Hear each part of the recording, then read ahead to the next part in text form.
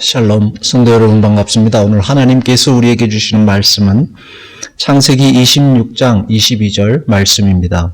이삭이 거기서 옮겨 다른 우물을 팠더니 그들이 다투지 아니하였으므로 그 이름을 르호봇이라 하여 이르되 이제는 여호와께서 우리를 위하여 넓게 하셨으니 이 땅에서 우리가 번성하리로다 하였더라. 아멘. 창세기 26장에서 이삭은 독특한 행동을 보여주고 있습니다. 분쟁이 생길 때마다 분쟁을 피하고 다른 곳으로 옮겨 다니는 모습을 보여줍니다. 블레셋 사람들의 반대를 피해서 골짜기로 이사를 했습니다. 이삭이 블레셋 사람들의 반대와 그들의 경계의 대상이 됐다는 것은 이삭이 가지고 있는 이 힘과 그의 재산이 상당한 수준에 이르렀다는 것을 보여주고 있습니다. 그들과 싸워 이길 수 있지만 이삭은 골짜기로 이사를 합니다. 골짜기에 도착한 이삭은 자신의 소유였던 2개의 우물을 열었습니다. 그런데 한 개의 우물을 열 때마다 그 지역에 있던 목동들이 욕심을 내고 서로 다투게 됩니다. 우물은 제한적이고 목동과 양들은 많고 어쩔 수 없이 그는 그곳에서 다투게 되고 이삭은 다툼이 생길 때마다 그 우물을 그 반대편 목자들에게 내어주어 버립니다. 하나의 우물을 하나씩 내어주고 2개를 내어줍니다. 하나의 이름은 에색이라 다툼이라는 뜻이고 또 다른 하나의 이름은 대적함이라는 뜻을 가진 신나라는 우물이었습니다. 그렇게 2개를 내주고 3번째 우물을 찾아 다른 곳으로 옮기게 됩니다.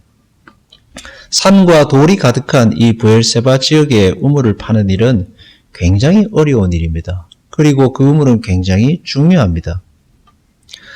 싸워서 이길 수 있지만 분쟁과 다툼의 길을 택하지 않고 다른 곳으로 이동하는 이 이삭은 참 대단한 결정을 내렸던 것이죠.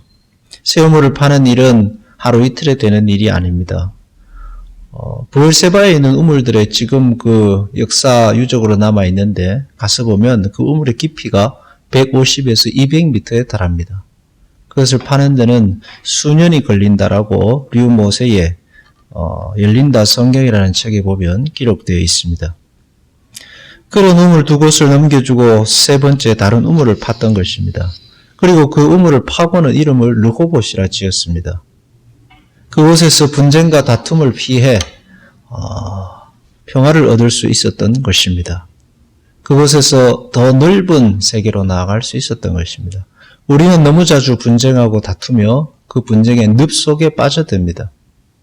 그 분쟁과 싸움 속에서 나의 옳음을 증명하고 그들의 틀림을 증명하느라 내가 어디에 있는지 무엇을 해야 하는지 중요한 판단력을 잃어버릴 때가 많습니다. 분명 우리는 어떤 싸움은 이겨야 합니다. 그러나 어떤 싸움은 시간을 낭비할 필요가 없는 경우가 많습니다.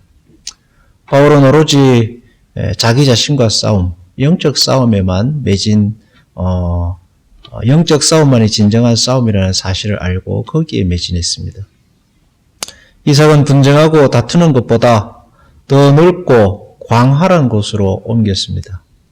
기도하고 지혜를 구해야 합니다. 때로는 하나님께 맡기고 그 분쟁의 늪에서 빠져나와 새로운 곳으로 나가야 하는 것입니다.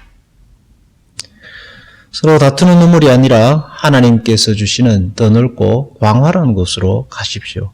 그곳에서 새로운 삶의 터전을 얻게 될 것입니다. 기도하겠습니다. 하나님 아버지, 분쟁의 늪 속에 빠져들지 않아야겠습니다.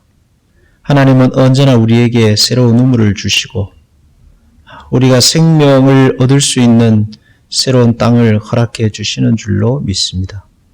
주님, 주께서 언제나 우리에게 목자가 되셔서 새 일을 행하실 것을 믿사오며 예수님의 이름으로 기도하옵나이다. 아멘.